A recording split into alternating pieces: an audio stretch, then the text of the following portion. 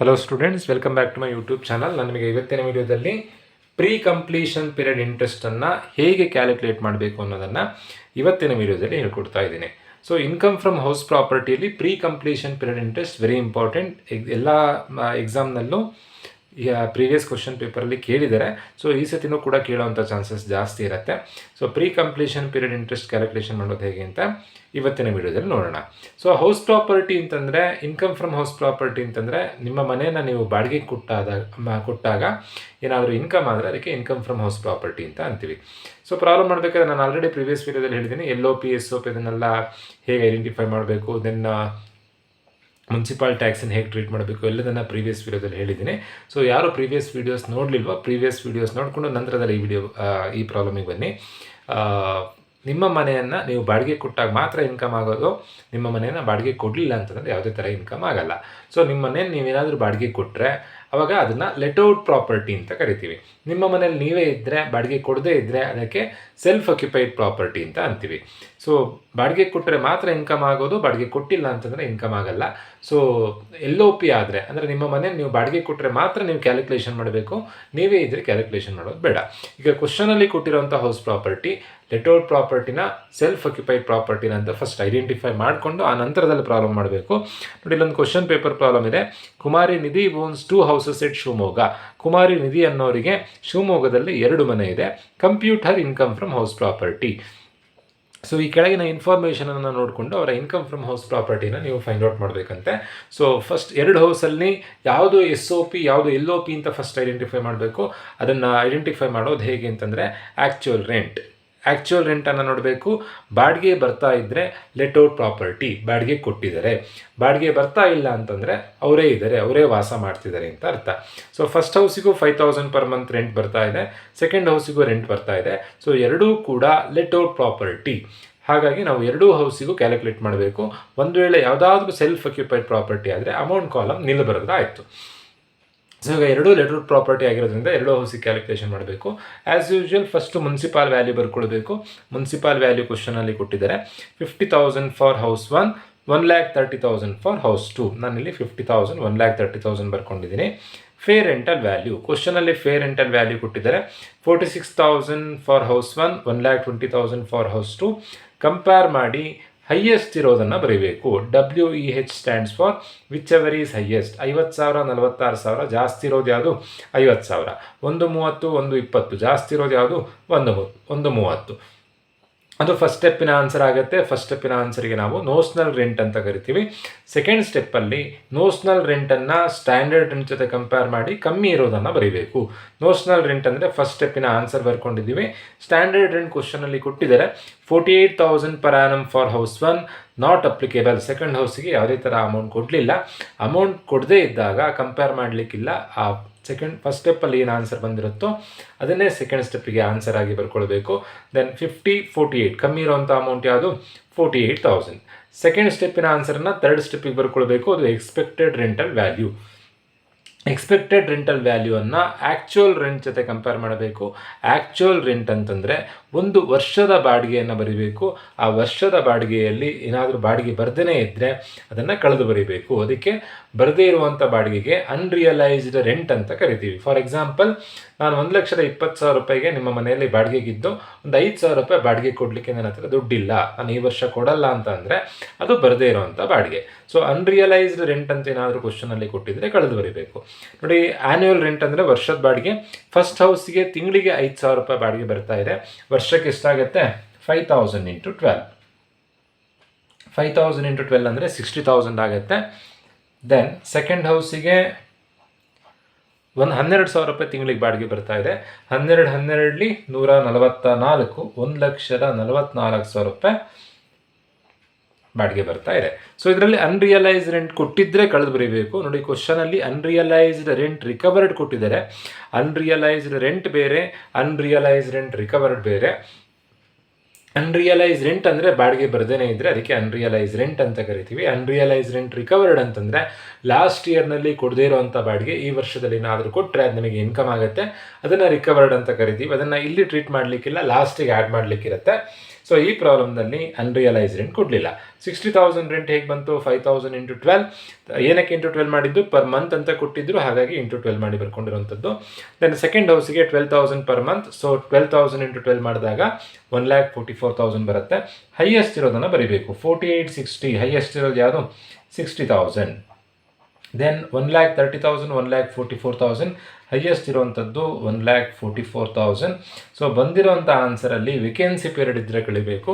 ಒಂದು ವೇಳೆ ನಿಮ್ಮ ಮನೆಯನ್ನು ನೀವು ಬಾಡಿಗೆ ಕೊಡದೇ ಖಾಲಿ ಬಿಟ್ಟಿದ್ದರೆ ಅದಕ್ಕೆ ವೇಕೆನ್ಸಿ ಪೀರಿಯಡ್ ಅಂತ ಅಂತೀವಿ. ಖಾಲಿ ಇದ್ದಾಗ ಯಾವುದೇ ಥರ ಬಾಡಿಗೆ ಬರಲ್ಲ, ಅದು ನಮಗೆ ಲಾಸ್ ಆಗುತ್ತೆ. ಸೊ ಹಾಗಾಗಿ ಆ ಲಾಸನ್ನು ನಾವಿಲ್ಲಿ ಕಳೆದು ಬರೀಬೇಕು. ಕ್ವಶನಲ್ಲಿ ಕೊಟ್ಟಿದ್ದಾರೆ ನೋಡಿ, vacancy period 3 months for house 1, nil for house 2. House 2ಗೆ ವೇಕೆನ್ಸಿ ಪೀರಿಯಡ್ ಇಲ್ಲ, ಹೌಸ್ 1ಗೆ ವೇಕೆನ್ಸಿ ಪೀರಿಯಡ್ ಇದೆ. 3 months ಅಂತ ಕೊಟ್ಟಿದ್ದಾರೆ. ಸೊ 1 ತಿಂಗಳು ಮನೆ ಖಾಲಿ ಇದ್ದರೆ 5,000 ರೂಪಾಯಿ ಲಾಸ್ ಆಗುತ್ತೆ. 3 ತಿಂಗಳು ಮನೆ ಖಾಲಿ ಇದೆ, ತಿಂಗಳಿಗೆ 5,000 ರೂಪಾಯಿ ಬಾಡಿಗೆ. ಅಲ್ಲಿಗೆ 3 ತಿಂಗಳಿಂದ ಟೋಟಲ್ ಆಗಿ ನಮಗೆ ಎಷ್ಟು ಲಾಸ್ ಆಗುತ್ತೆ? 3 ತಿಂಗಳು ಮನೆ ಖಾಲಿ ಇತ್ತು, ಬಾಡಿಗೆ ಬಂದಿಲ್ಲ, 5 3 15,000 ರೂಪಾಯಿ ಲಾಸ್ ಆಗುತ್ತೆ. ನೋಡಿ, ಫಸ್ಟ್ ಸ್ಟೆಪ್ಪಲ್ಲಿ ಹೈಯೆಸ್ಟ್ ಇರೋದು ಬರ್ದಿದ್ದೀವಿ, ಸೆಕೆಂಡ್ ಸ್ಟೆಪ್ಪಲ್ಲಿ ಲೀಸ್ಟ್ ಇರೋದು ಬರ್ದಿದ್ದೀವಿ, ಥರ್ಡ್ ಸ್ಟೆಪ್ಪಲ್ಲಿ ಹೈಯೆಸ್ಟ್ ಇರೋದು ಬರೀಬೇಕು. 48 60 ಜಾಸ್ತಿ ಇರೋದು ಯಾವುದು? 60. 1 30 1 44 ಜಾಸ್ತಿ ಇರೋದು 1 44. ವೇಕೆನ್ಸಿ ಪೀರಿಯಡ್ ಇದ್ದರೆ ಕಳಿಬೇಕು. ವೇಕೆನ್ಸಿ ಪೀರಿಯಡ್ ಅಮೌಂಟ್ ಕೊಟ್ಟಿರಲ್ಲ, ಮಂತಲ್ಲಿ ಕೊಟ್ಟಿರ್ತಾರೆ. 3 months ಮನೆ ಖಾಲಿ ಇತ್ತು, 1 ತಿಂಗಳಿಗೆ 5,000 ರೂಪಾಯಿ ಬಾಡಿಗೆ, 3 ತಿಂಗಳಿಗೆ 15,000 ರೂಪಾಯಿ ಬಾಡಿಗೆ ಆಗುತ್ತೆ. 60ರಲ್ಲಿ 15 ಹೋದರೆ 45,000 ರೂಪಾಯಿ ಗ್ರಾಸ್ ಆ್ಯನುವಲ್ ವ್ಯಾಲ್ಯೂ ಆಗುತ್ತೆ. ಸೆಕೆಂಡ್ ಹೌಸಿಗೆ 1,44,000 ರೂಪಾಯಿ ಗ್ರಾಸ್ ಆ್ಯನುವಲ್ ವ್ಯಾಲ್ಯೂ ಆಗುತ್ತೆ. ಮುನ್ಸಿಪಾಲ್ ಟ್ಯಾಕ್ಸ್, ಯೂಶ್ವಲಿ ಮುನ್ಸಿಪಾಲ್ ಟ್ಯಾಕ್ಸನ್ನು ಪರ್ಸಂಟೇಜಲ್ಲಿ ಕೊಟ್ಟಿರ್ತಾರೆ. ಓನರ್ ಮನೆ ಕಂದಾಯ ಓನರ್ ಕಟ್ಟಿದರೆ ಮಾತ್ರ ಬರೀಬೇಕು. ಒಂದು ವೇಳೆ ಕ್ವಶನಲ್ಲಿ ಏನಾದರೂ ಪೇಯ್ಡ್ ಬೈ ಟೆನೆಂಟ್ ಅಂತ ಕೊಟ್ಟರೆ ಲೆಸ್ ಮಾಡಲಿಕ್ಕಿಲ್ಲ. 10% ಅಂತ ಕೊಟ್ಟಿದ್ದಾರೆ. ಸೊ ಯಾವುದ್ರ ಮೇಲೆ 10% ಮಾಡಬೇಕು ಅಂತಂದರೆ ಮುನ್ಸಿಪಾಲ್ ವ್ಯಾಲ್ಯೂ ಮೇಲೆ. So municipal value into 10%. 50,000 into 10% ಮಾಡಿದಾಗ 5,000 ಬರುತ್ತೆ. ದೆನ್ 1,30,000 ಇಂಟು 10% ಮಾಡಿದಾಗ 13,000 ಬರುತ್ತೆ.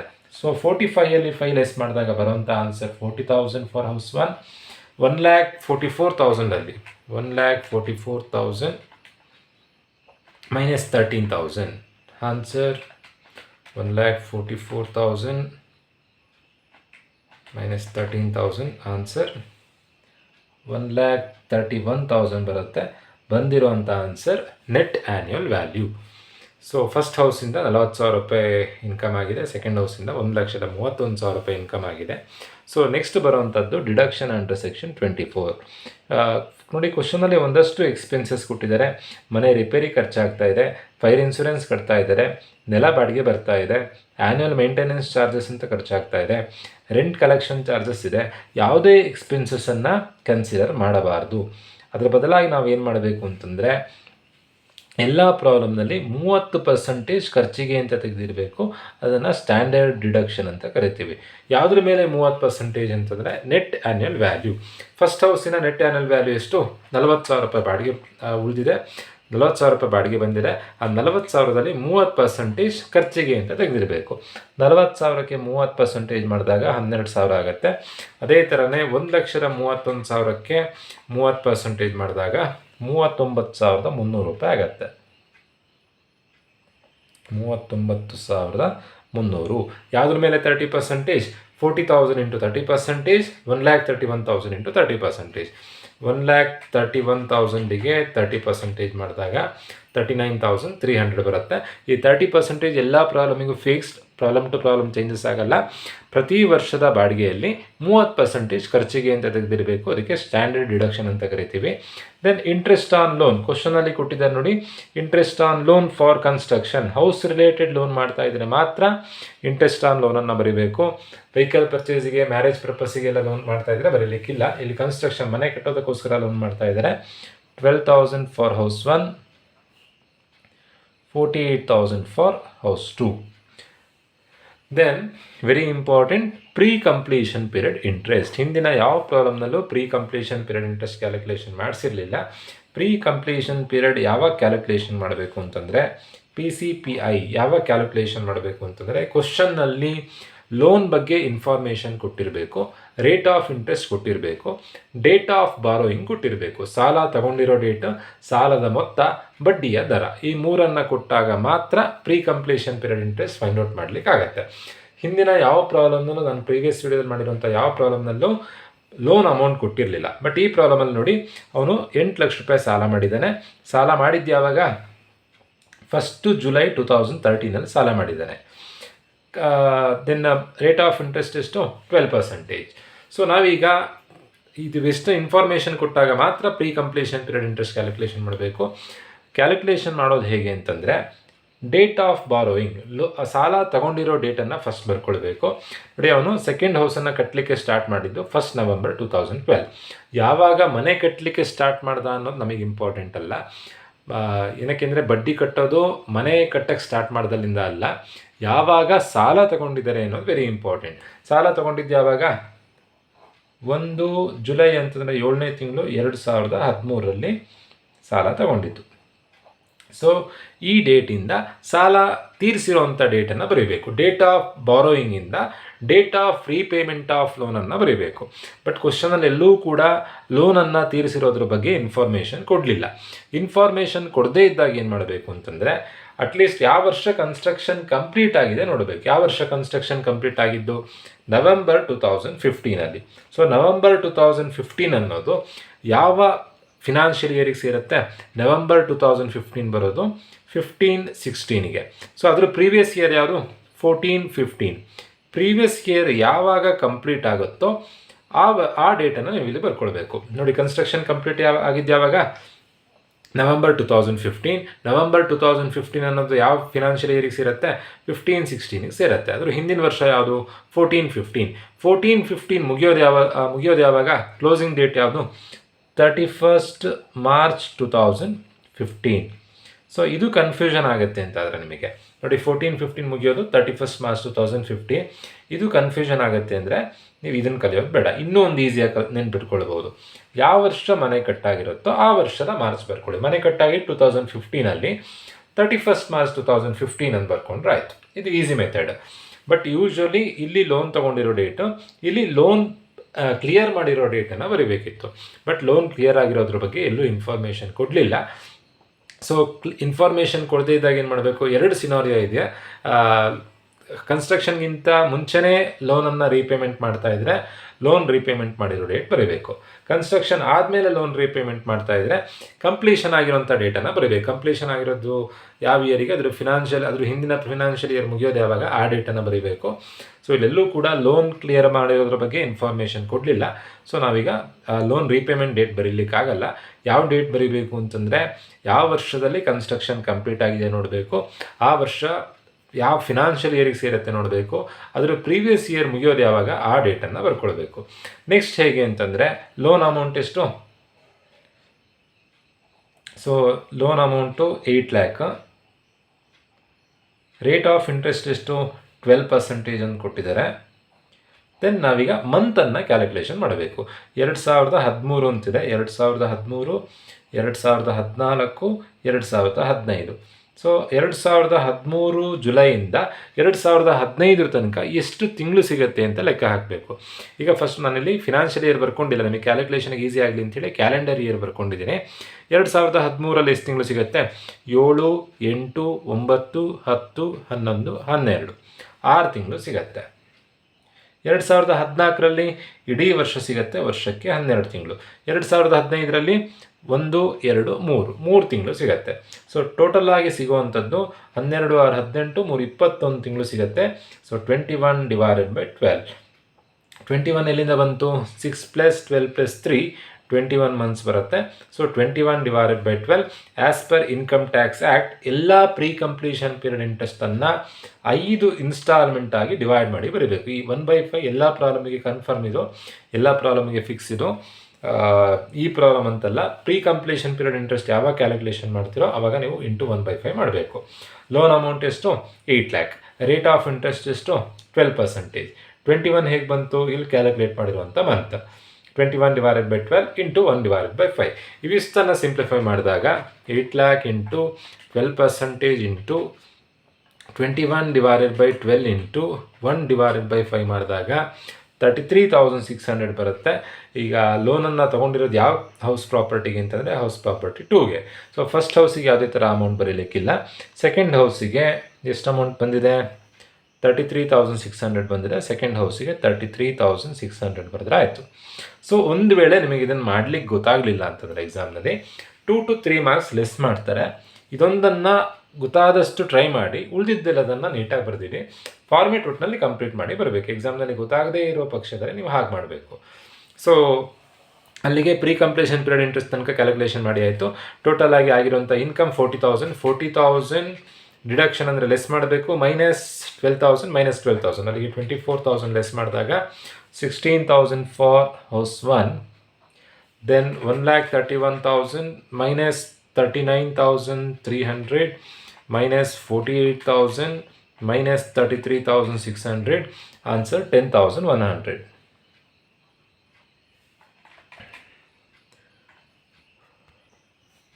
ಸೊ ಬಂದಿರೋಂಥ ಆನ್ಸರಿಗೆ 16,000 10,100 ಆನ್ಸರ್ ಬಂದಿದೆ. ಸೊ ಬಂದಿರೋಂಥ ಆನ್ಸರಿಗೆ ಏನಾದರೂ ಅನ್ರಿಯಲೈಸ್ಡ್ ರೆಂಟ್ ರಿಕವರ್ಡ್ ಕೊಟ್ಟಿದ್ದರೆ, ಅನ್ರಿಯಲೈಸ್ಡ್ ರೆಂಟ್ ರಿಕವರ್ಡ್ ಅಂತಂದರೆ ಹೋದ ವರ್ಷದಲ್ಲಿ ಬಾಡಿಗೆ ಬಂದಿರಲಿಲ್ಲ, ಈ ವರ್ಷದಲ್ಲಿ ಬಾಡಿಗೆ ರಿಕವರ್ ಆಗ್ತಾ ಇದೆ. ಸೊ ಇದು ಇನ್ಕಮ್ ಆಗುತ್ತೆ, ಹಾಗಾಗಿ ಆ್ಯಡ್ ಮಾಡಬೇಕು. ಉಳಿದಿದ್ದೆಲ್ಲದು ಎಕ್ಸ್ಪೆನ್ಸಸ್ ನೋಡಿ. ಅನ್ರಿಯಲೈಸ್ ರೆಂಟ್ ಅಂದರೆ ಬಾಡಿಗೆ ಬಂದಿಲ್ಲ, ಎಕ್ಸ್ಪೆನ್ಸಸ್ ಲೆಸ್ ಮಾಡಬೇಕು. ಮನೆ ಖಾಲಿ ಇದ್ದರೆ, ವೇಕೆನ್ಸಿ ಪೀರಿಯಡ್ ಅಂದರೆ ಮನೆ ಖಾಲಿ ಇದ್ದರೆ ಲಾಸ್ ಆಗುತ್ತೆ, ಸೊ ಲೆಸ್ ಮಾಡಬೇಕು. ಮನೆ ಕಂದಾಯ ಕಟ್ಟಿದರೆ ಎಕ್ಸ್ಪೆನ್ಸಸ್, ಹಾಗಾಗಿ ಲೆಸ್ ಮಾಡಬೇಕು. ಎಕ್ಸ್ಪೆನ್ಸಸ್ಸಿಗೆ ಅಂತ 30% ಸ್ಟ್ಯಾಂಡರ್ಡ್ ಡಿಡಕ್ಷನ್ ತೆಗೆದಿಟ್ಟರೆ ಅದು ನಮ್ಮ ಕೈಯಿಂದ ದುಡ್ಡು ಹೋಗುತ್ತೆ, ಎಕ್ಸ್ಪೆನ್ಸಸ್, ಹಾಗಾಗಿ ಲೆಸ್ ಮಾಡಬೇಕು. ಮನೆ ಮೇಲೆ ಲೋನ್ ಮಾಡಿ ಬಡ್ಡಿ ಕಟ್ತಾ ಇದ್ದರೆ ಎಕ್ಸ್ಪೆನ್ಸಸ್, ಹಾಗಾಗಿ ಲೆಸ್ ಮಾಡಬೇಕು. ದೆನ್ ಮನೆ ಕಟ್ಟೋದಕ್ಕಿಂತ ಮುಂಚೆನೇ ಲೋನ್ ಮಾಡಿದರೆ ಬಡ್ಡಿ ಕಟ್ಟಬೇಕು, ಹಾಗಾಗಿ ಲೆಸ್ ಮಾಡಬೇಕು. ಬಟ್ ಇದನ್ನ ಏನಕ್ಕೆ ಆ್ಯಡ್ ಮಾಡಬೇಕು ಅಂತಂದರೆ ಇದು ನಮಗೆ ಇನ್ಕಮ್, ಹಾಗಾಗಿ ಆ್ಯಡ್ ಮಾಡುವಂಥದ್ದು. ಸೊ ಎಷ್ಟು ಇನ್ಕಮ್ ಆಗಿದೆ? ಅನ್ರಿಯಲೈಸ್ ರೆಂಟ್ ರಿಕವರ್ಡ್ 36,000 ಕೊಟ್ಟಿದ್ದಾರೆ, ಡೈರೆಕ್ಟಾಗಿ ಬರೀಲಿಕ್ಕಿಲ್ಲ. ಸೊ ಎಷ್ಟೇ ಇನ್ಕಮ್ ಆದರೂ ಅದರಲ್ಲಿ 30% ಖರ್ಚಿಗೆ ಅಂತ ತೆಗೆದಿರಬೇಕು. ಸೊ ಕೊಟ್ಟಿರೋಂಥ ಅಮೌಂಟಲ್ಲಿ 30% ಕಳೆದು ಬರೀಬೇಕು. ಇಲ್ಲ ಅಂತಂದರೆ ಕೊಟ್ಟಿರೋ ಅಮೌಂಟಿಗೆ ಡೈರೆಕ್ಟಾಗಿ 70% ಮಾಡಿದ್ರು ಆನ್ಸರ್ ಸೇಮ್ ಬರುತ್ತೆ. ಯಾವ್ದು ಬೇಕಾದರೂ ಫಾಲೋ ಮಾಡ್ಬೋದು. 36,000 -30%, ಆನ್ಸರ್ 25,200 ಬರುತ್ತೆ. ಯಾವ ಹೌಸಿಗೆ ಕೊಟ್ಟಿರೋದು? ಸೆಕೆಂಡ್ ಹೌಸಿಗೆ 25,200 ಅಥವಾ 36,000 × 70% ಮಾಡಿದ್ರು ಆನ್ಸರ್ ಸೇಮ್ ಬರುತ್ತೆ. ಯಾವುದನ್ನಾದರೂ ಫಾಲೋ ಮಾಡಿ, ಈಸಿಯಾಗಿ ಇದನ್ನು ಫಾಲೋ ಮಾಡಿ. ಅರಿಯಸ್ ಆಫ್ ರೆಂಟ್ ಕ್ವಶನಲ್ಲಿ ಕೊಡಲಿಲ್ಲ, ಸೊ ಹಾಗಾಗಿ ಅರಿಯಸ್ ಆಫ್ ರೆಂಟ್ ಬರಲ್ಲ. ಫೈನಲ್ ಆನ್ಸರ್ ಎಷ್ಟು? 16,000 for house 1, 25 + 10 35,300 for house 2. So ಅಲ್ಲಿಗೆ ಎರಡು ಹೌಸಿನ ಆನ್ಸರ್ ಬಂದಿದೆ. ಫಸ್ಟ್ ಹೌಸಿಗೆ 16,000, ಸೆಕೆಂಡ್ ಹೌಸಿಗೆ 35,300. ನೀವು ಫಾರ್ಮೇಟಿಂದ ಹೊರಗಡೆ, ಇಲ್ಲಿಗೆ ಪ್ರಾಬ್ಲಮ್ ಕಂಪ್ಲೀಟ್ ಆಯಿತು. ಇದು PCPI ಕ್ಯಾಲ್ಕುಲೇಷನ್ ಮಾಡಿರುವಂಥದ್ದು ವರ್ಕಿಂಗ್ ನೋಟು. ಫಾರ್ಮೇಟಿಂದ ಹೊರಗಡೆ ಈ total income from house property ಅಂತ ಬರೆದು ಎರಡೂ ಹೌಸಿನ ಇನ್ಕಮನ್ನು ಆ್ಯಡ್ ಮಾಡಿ ಬರೀಬೇಕು. 35,300 + 16,000, ಆನ್ಸರ್ 51,300 ಆಗುತ್ತೆ. So pre completion period interest ಕೊಟ್ಟಾಗ ನೀವು ಈ ಥರದಲ್ಲಿ ಪ್ರಾಬ್ಲಮ್ ಮಾಡಬೇಕಾಗತ್ತೆ. ಹೋಪ್ ಎಲ್ರಿಗೂ ವಿಡಿಯೋ ಅರ್ಥ ಆಗಿದೆ ಅಂತ ಅಂದ್ಕೊಂಡು ವಿಡಿಯೋ ಮುಗಿಸ್ತಾ ಇದ್ದೀನಿ. ಸೊ ಯಾರ್ಯಾರು ನಮ್ಮ ಚಾನಲನ್ನು ಸಬ್ಸ್ಕ್ರೈಬ್ ಮಾಡಲಿಲ್ವೋ ದಯವಿಟ್ಟು ನಮ್ಮ ಚಾನಲನ್ನು ಸಬ್ಸ್ಕ್ರೈಬ್ ಮಾಡಿ, ಹಾಗೆಯೇ ನಿಮ್ಮ ಫ್ರೆಂಡ್ಸಿಗೆ ವಿಡಿಯೋ ಶೇರ್ ಮಾಡಿ, ಹಾಗೆ ಲೈಕ್ ಮಾಡಿ ಅಂತ ಹೇಳ್ತಾ ವಿಡಿಯೋ ಮುಗಿಸ್ತಾ ಇದ್ದೀನಿ. Thank you.